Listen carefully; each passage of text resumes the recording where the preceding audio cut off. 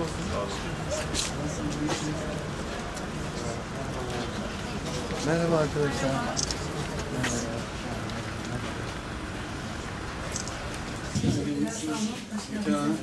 Merhaba hocam. Gününüz kutlu olsun. Şeref verin. Hoş geldiniz Kaymakam Bey. Merhaba. Nasılsınız Selam? Evet, bize çeyizi getirdik. Sağ olun. Evet. Teşekkürler. Çok teşekkür ederiz Sayın Kaymakam Bey. Çok teşekkür ederiz. Sağ olun. Gününüz kutlu olsun.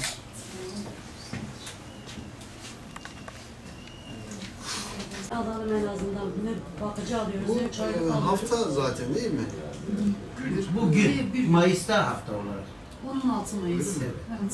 Sadece bugün çalır, dün özürler günü. Biz o zaman daha geniş bir Mayıs ayında yapmak istiyoruz. Evet, ismi Hasine Eren. Hasine. Evet. Hasine nasılsın? Hasine bugün konuşmama kararı almış. Yok, kulaklarının iyi duyduğu belli, gülümsüyor yani. Hasine'yi duyar duymaz. Konuşkan bir çocuk ama Önüne bugün baktım. neden Yani biz de kaydettik de en azından bakıcıdan dershaneye yöneldik. Artık iptal olunca biz de böyle kaldık. Bir dilekçeyle başvurun ya da not alın. Bir bakalım. İsmi Sayın kimlik Kaymakamım, o numarası. bakıcı ücretleriyle raporlarla ilgili çok sıkıntılarımız oluyor. Yani üyelerimiz de artık şikayet etmeye Biz başladılar. ona müdahale edemiyoruz. Evet, yani. söylüyorum ben zaten. Yani demin de dile getirdim ben.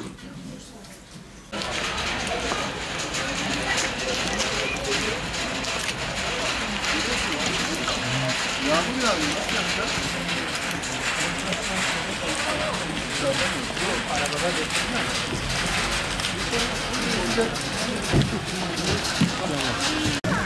İsterseniz bunu erteleyelim. Yarın uzun bir baktı. Şimdi engelliler de var. Bu sefer yani sonrasında her şeyi yetiştiriyor. Yani yarın altında engellileri, çocuklara, çocuklar falan gibi. Yani kaç yapar? Arkadaşlar yağmurlu, bizim açımızdan sıkıntı yok. Ben karda da açtık değil mi? Engelli arkadaşlar açısından ve çocuklar için uygun olmayacağını düşünüyorum. Biliyorum ki bunu eğer yarın veya bugün içerisinde yağmurun durduğu bir ana erteleyelim. Öyle yapalım. Şimdi bir öğrenci sizi görmek istiyorum. Mesela hepsi arabalarda bekliyor. Evet hocam, bekliyorlar öğrenciler burada. Yani yağmur yağmasa ben de hepsini öpecektim ama yağmur yağdığı için çıkaramadık. Çocuklar merhaba. Merhaba hocam. Çocuklar şey mi? Rehabilitasyon hocam. Nasılsın? İyi misin? Sen nasılsın? Bu ne?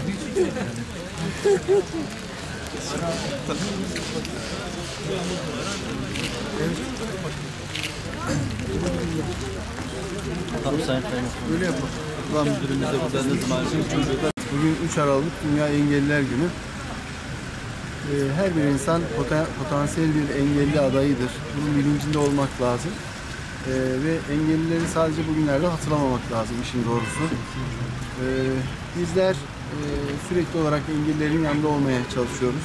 İlçemizde basketbol engelli takımı var. Destek olmaya çalışıyoruz. Ve engellilerle ilgili diğer sıkıntılarda da bir araya gelmeye özen gösteriyoruz. Bugün de özel olarak kendilerini ziyaret ettik, günlerini kutladık. Ayrıca Kızıltepe Belediyesi, Engelliler Derneği ile beraber burada bir ağaç dikimi, yeşillendirme projesi vardı. Yeşil alanda ağaç dikmesi ama engelli çocuklarımız da vardı okullarda okuyan. İşte engelli kardeşlerimiz, belediye yetkilileri. Burada bugün bir ağaç dikimi gerçekleştirecektik ama maalesef havanın yağışlı olmasından dolayı ağaç dikme programını erteledik. Yani bugün ya öğleden sonra müsait bir vakti ya yarın veya öbür gün için.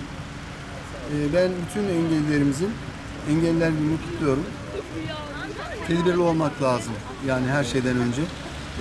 Engelli olmamak için bizler için de aynı şey geçerli.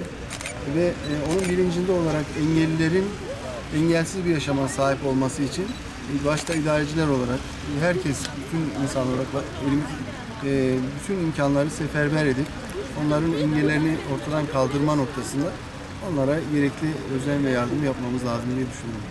Teşekkür ederiz.